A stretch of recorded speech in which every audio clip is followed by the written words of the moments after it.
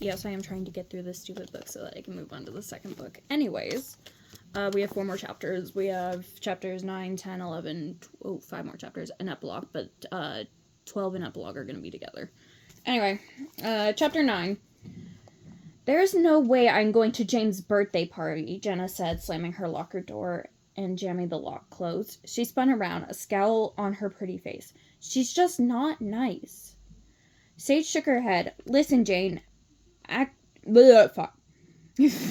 Listen, Jane is actually really nice. I think she just seems strange because she's too shy to talk to you guys. Janice shrugged. Fine, I believe you, she said. Sage felt excited for a star sec. But I still don't want to go to her party, she concluded. Sage was flummoxed. Then she had an idea. She held her wish pendant in her hand. Maybe her special talent was young wishing mind control. She looked deeply into Jenna's eyes. You are going to Jane's party, she said.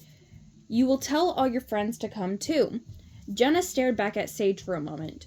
Whatever you say, Sage. Sage grinned.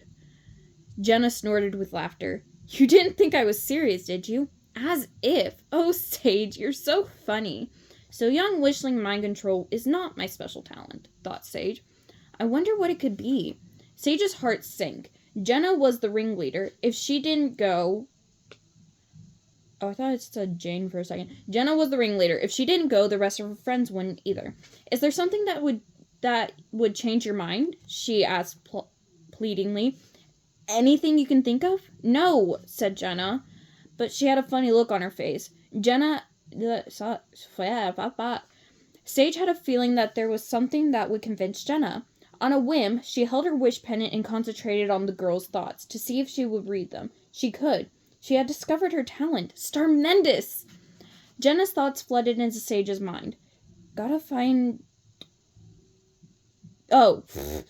finish that math homework before volleyball practice. Where's my notebook? Wonder if Mom is making fried chicken tonight. Sage has cool hair. I would go to that party if they did something cool. So sick of those boring baby parties with piñatas and musical chairs. Where is that notebook?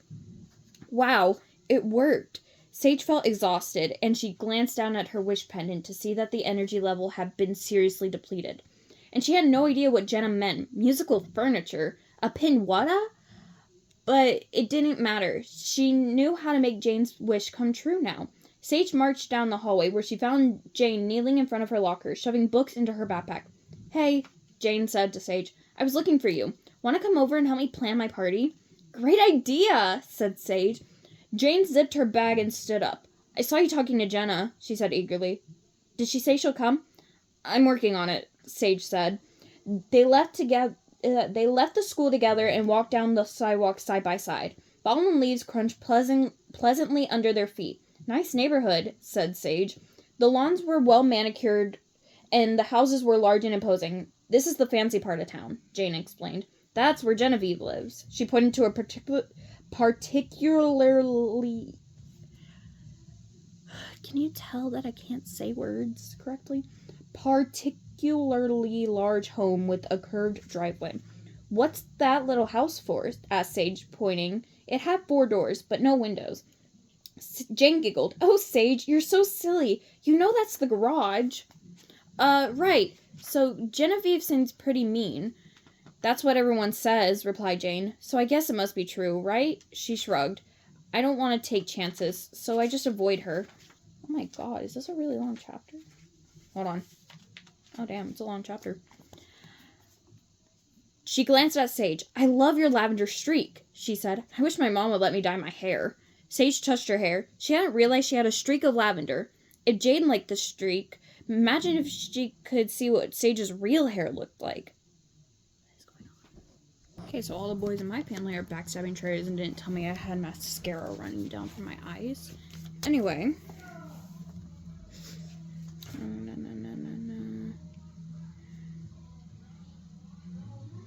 So where are you from? Jane asked Sage.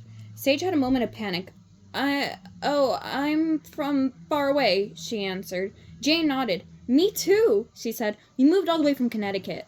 Sage hid a smile. It's hard to be the new girl, she said. Tell me about it. Sage kicked a pebble as the two girls walked together in silence. Hey, Sage said suddenly, do you have any chocolate milk at your house? Jane's mom, Mrs. Newman, was positively beaming when her daughter arrived home with a friend. It is so lovely to meet you, Sage, she gushed. I'm so happy to meet one of Jane's new friends. She turned to her daughter. See, I told you it was only a matter of time. Mom! Groaned Jane, looking completely humiliated. Sage understood how Jane felt. Wishworld moms were remarkably similar to Starland moms, totally concerned about their kids' well-being, being utterly oblivious to how self-conscious their kids could be. Mrs. Newman hovered over Jane, tucking a stray piece of hair behind her daughter's ear. Jane swatted at her mother's hand good-naturedly. A wave of homesickness washed over Sage, and she suddenly missed her family. So let's get down to business, Sage said, more sharply than she intended. Let's get down to business. Anyway. Jane raised her eyebrows. Okay, where do we start? We need to plan. Sage used a Wishworld expression she had overheard in the cafeteria line. We need to plan a totally awesome party.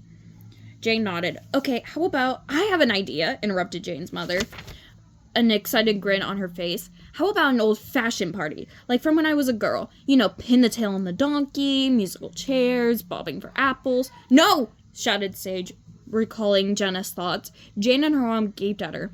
I mean, great idea, but that's been done before, Sage explained quickly. Let's be different, unique.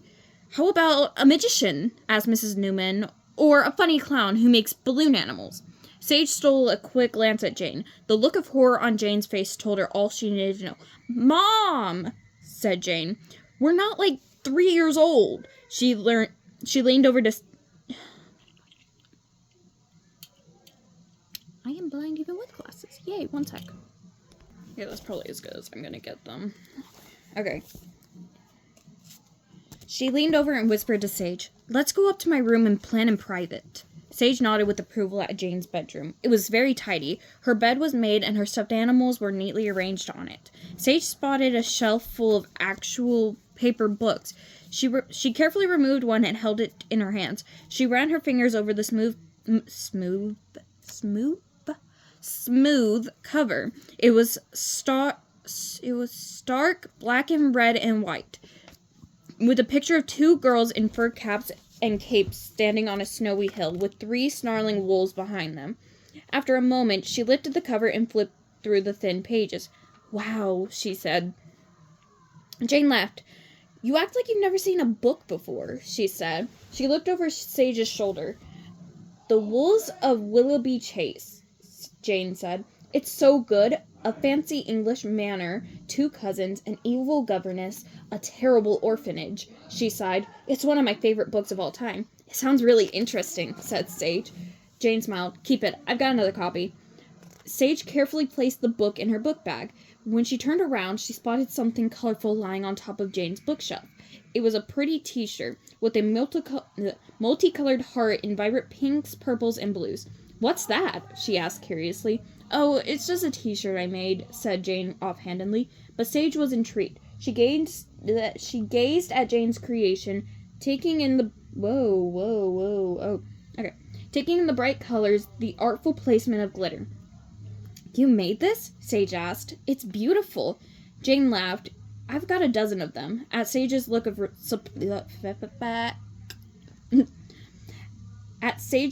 surprise, she shrugged. I've had a lot of free time on my hands since we moved here. Amazing, said Sage. So Jane taught Sage how to make her own gorgeous glittery t-shirt. Sage tore different colors of crepe paper into small pieces, arranging them into a star shape, of course, and sprayed the pieces carefully with a water bottle, filled with a pungent liquid called white vinegar. The wet paper left colorful shapes on the t-shirt. Jane then hit the shirt with a blast of glitter spray. You did a great job, said Jane when they were done. And Sage's t-shirt lay drying on the desk. Just wait till it dries. Thanks, you're a good teacher. She held out her mother... Okay. She held out her multicolored hands and wiggled her fingers, just like her professor had shown them. Just hands, said Sage. Jane laughed. Oops, I forgot to give you gloves, said Jane. Never mind, said Sage. They're kind of pretty in a weird way. That was fun, said Jane. Then she sighed. But we still don't have a plan for my birthday. Can you please stay for dinner so we can keep working on it? Sage touched the hem of her still damp t-shirt and smiled. Don't worry, she said to Jane. I've got it all figured out, and I love to stay for dinner. Jane's father sat at the head of the dining room table and sniffed the air. Are we having pineapple upside-down cake for dessert tonight? He asked hopefully. It smells so good. No, said Mrs. Newman. We're having ice cream. She wrinkled her brow. That's funny. I smell cake too, but it smells like chocolate to me. Sage stared at them. This is getting weird. Please pass the food, she said. Mr. Newman chuckled. You mean the spaghetti and marinara sauce? Sure. Sage finished 2 bowls of spaghetti. It was awkward to eat, but it was delicious. For dessert, they had something called strawberry ice cream. It was cold, sweet, and a lovely shade of pink. After draining her 3rd glass of chocolate milk, Sage volunteered to help clean up. As soon as she and Mrs. Newman were alone in the kitchen, Sage turned to her. I have an idea, she said, looking deep into the woman's hazel eyes. Why don't I sleep over at your house tonight? Jane walked in, holding a handful of forks, knives, and spoons. Which she dumped into the sink with a clatter. I have an idea, Mrs. Newman said to Sage. Why don't you sleep over at our house tonight? Sage's face lit up and wiped her hands on a dish towel. Really? She said, giving her mom a quick hug around the middle. That would be great! She grabbed Sage's arm and steered her out of the kitchen and up the stairs. Okay. My mom must really like you. She never lets me have sleepovers on a school night. After deciding to wear their new t-shirts to school the next day, the 2 girls did their homework, which Sage finished with impossible speed, and got ready for bed. Sage headed to the bathroom to slip into a nightgown she had borrowed from Jane. She turned to the mirror and stared at her transformed wishling-looking self. Then she recalled Lady Stella's parting words to her. Don't forget your mirror mantra. She could use a jolt of positivity. But what was it? Sage closed her eyes and searched her memory. Then she opened them. Anyway, she opened them, reached up, touched the mirror, and said, I believe in you. Glow for it. Sage gasped as her reflection suddenly transformed. Her hair was its usual bright lavender. Her skin was sparkly and her eyes were clear violet once more. She looked down and saw that her braids were still light brown, then looked up again to admire her true self. She felt both rejuvenated and at peace. There was a knock on the door. Sage, are you almost done in there? Jane called out. Sage jumped, grateful she had locked the door behind her. Imagine if Jane could see Sage's true self. That would be so dangerous. Just a a minute, Sage called. She quickly got changed, then headed to the door and shut off the light, giving her reflection one final glance. She jumped into the low bed that pulled out from under Jane's bigger one and drew the covers up to her chin. Hey, Sage, Jane whispered in the dark. Do you really think people are going to come to my party? I do, said Sage. I really do. Jane sighed. I'm just not sure. Things were so much easier at home. I wish we never moved. I miss my old life. I know what you mean, said Sage.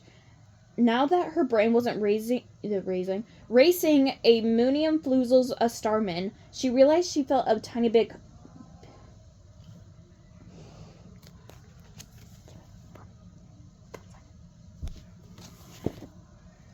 Oh no. Oh no. It closed. Okay, anyway. Oh, here we go. Oh my god. She realized she felt a tiny bit homesick. Sage could hear Jane shifting under the covers. I guess I thought it was going to be easy, Jane continued. I had so many friends in my old school. I was really popular. Everyone always wanted to come to my birthday parties. I don't know. I just expected that people were going to want to be my friend, so I didn't even try. I'm kind of shy, you know, she sighed. Maybe I missed my chance. Maybe it's too late. I don't think it's ever too late to make friends, said Sage. I think everything is going to turn out okay. Just be yourself tomorrow. Friendly and kind. Okay, said Jane. I hope you're right. Good night. Good night, Jane. I hope I'm right, too, thought Sage, before she drifted off to sleep. Because if I am, Everyone is gonna be so proud of me. She rolled over. Oh, and because I'll be helping save Starland too, of course. Okay, that was chapter 9. Next video will be chapter